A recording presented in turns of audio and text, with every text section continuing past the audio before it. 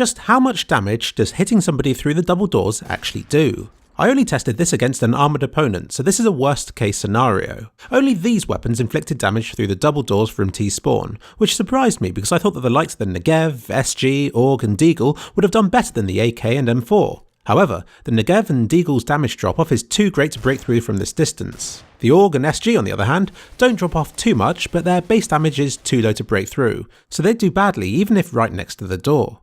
Let's colour code the results with red being an instant kill, orange being more than half, and the rest, well, who cares about those? When it comes to one-hit kills, yes, the AWP deals the most damage with a headshot, but you can kill them just as quickly with a scout or auto instead, all of these offering perks of their own either cost or quantity-wise. The revolver was hit hard by the nerf, losing its one-hit kill ability through the doors. Can't say I'm too upset.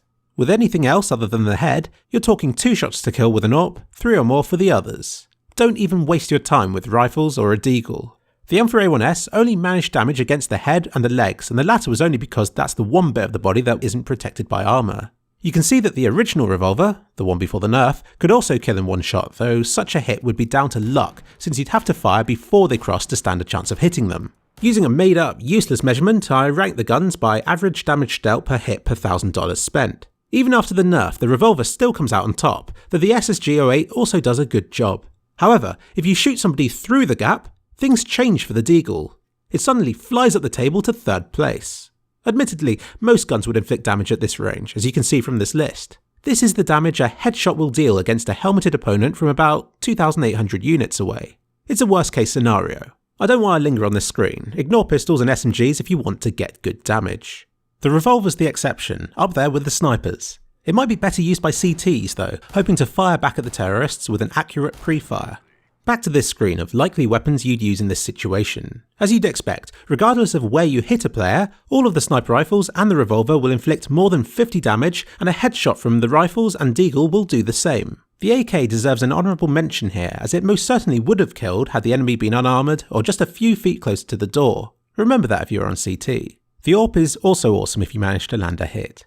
With every weapon, the lower body does more damage than hitting the arms or upper torso, but it won't change the number of hits it takes to kill for any weapon that deals considerable damage. Honestly, you're lucky to land any sort of hit when in this position. Aim for the upper body and hope for a headshot. But there's one last thing to consider: weapon accuracy. It's almost 3,000 units across Dust 2.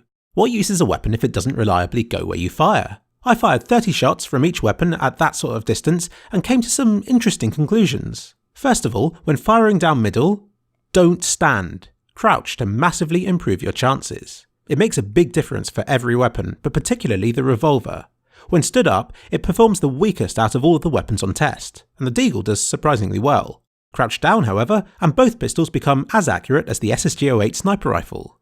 The AWP is by far the best, delivering pinpoint precision, while rifles perform the worst for first shot accuracy. In conclusion, if you want to deal decent damage to a player through Dust's doors, use a sniper rifle.